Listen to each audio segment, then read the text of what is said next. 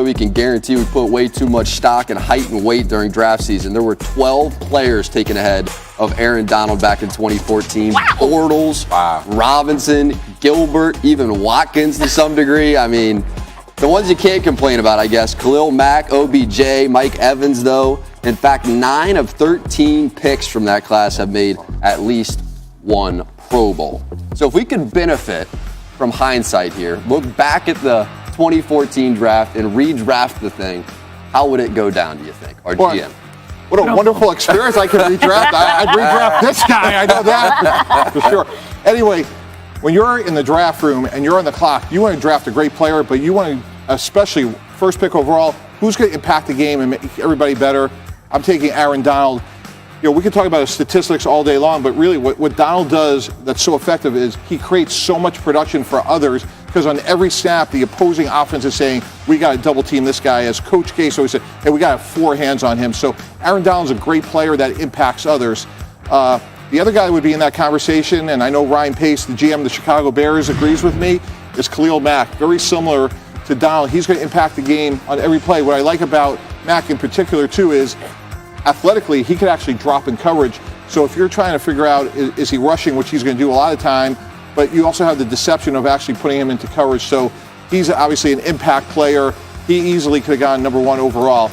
Next, quarterback, right? You can't win without a good one.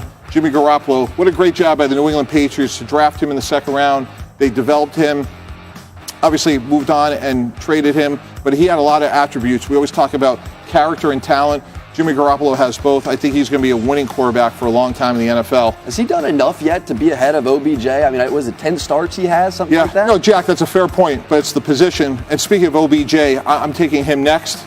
You know, it's always good to have 4 giant receivers around us. But what OBJ does is you have to double team him all the time. He's going to make their running game so much better in Cleveland, because you're never going to see 8-man boxes. You got to account for him on every play. He could change the game easily. So again, when you're sitting in the draft room and you're looking for people that not only have production, but how can they create for others, OBJ does a great job of actually creating production. And I look at Cleveland's running game this year, it's going to be much better. And then if we still have Jadeveon Clowney around here somewhere, I don't know if he's still available, but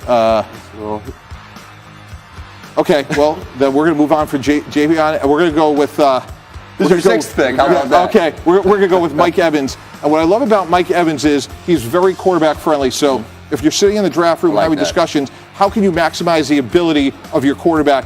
He's a big body guy. He's a power forward on the football field, 3rd down, red zone. He's a point scorer, and I want him on my team. I like it. Victor? What are you changing most? I don't have a problem with this list. I love Mike. This list is great. I would just make one change. I would swap these 2 right here for the same reasons that Mike just said. Odell Beckham Jr. is going to make that running game so much better. And obviously with Chubb back there, I had him picked to go over 1,000 yards this year. For all of that talent that Cleveland has on the perimeter, is going to open up the floodgates on the interior in terms of those running lanes. And Chubb is talented enough to take those 2-3 yard run plays and break them for 40, 50, 60. And that makes everybody's job easier, right? Receivers get more balls that way. Play action pass opens up. So that's the only swap I would make. I love Jimmy G. I think he's got a ton of upside. He's going to be a great quarterback in this league. He's continuing to get better and better, obviously, coming off of an injury. And Mike Evans, I love a big body receiver. I played with a guy, Hakeem Nicks, who was, you throw it up to him. He was our red zone guy. You throw it up to him in that back pylon. He was a Tar Heel, that's why you mentioned that. Oh, okay. No, you gotta get North Carolina, right? Was that too? I'm just saying, though. Exactly, but Hakeem he reminds me a lot of him in terms of those long arms, back pylon, go up and get it, and you always got to have that to bail out your quarterback. See, hang on, because before we get to Joe, I like Mike. I like Victor, too. Okay.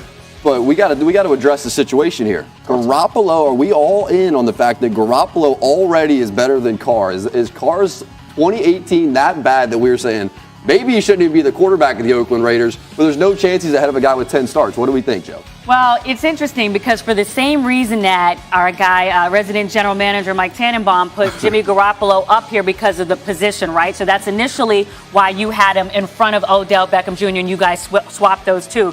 But for the same reason that you had him in your top 5 and at the 3rd spot, I'm actually going to remove Mike Evans down here. I got her. I'm actually her intern, her nail. Thank you. I All got it. right, because remember, this is also part telestration, part nail cam. Yes, and we are going to put him right here because of the position. Quarterbacks do not grow on trees in the National Football League. And even though I like Mike Evans, and I think he's one of the premier wide receivers in the National Football League, you have to have the quarterback up there because he's the one that touches the ball the most and is the one doing the distribution.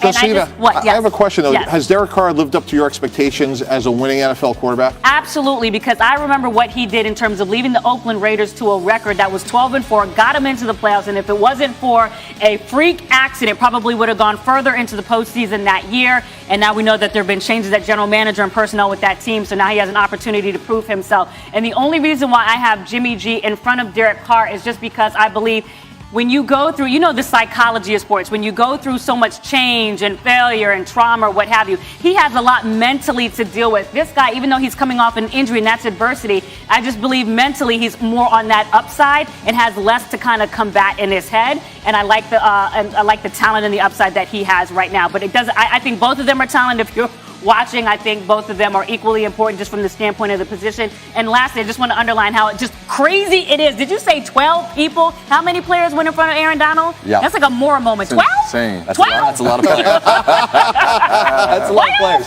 See, here's my thing with him. You trade Mac, you trade Amari Cooper and tell him to go win football games. It's like, bro, are you serious right now? Like, they're obviously building for Las Vegas. Let's see what he does when he actually has a team around him a little bit. We come back, we're spinning the wheel. Quarterback roulette is headed your way. Worst to first is headed your way. We're taking the NFC South up first. Cam Newton, why he could get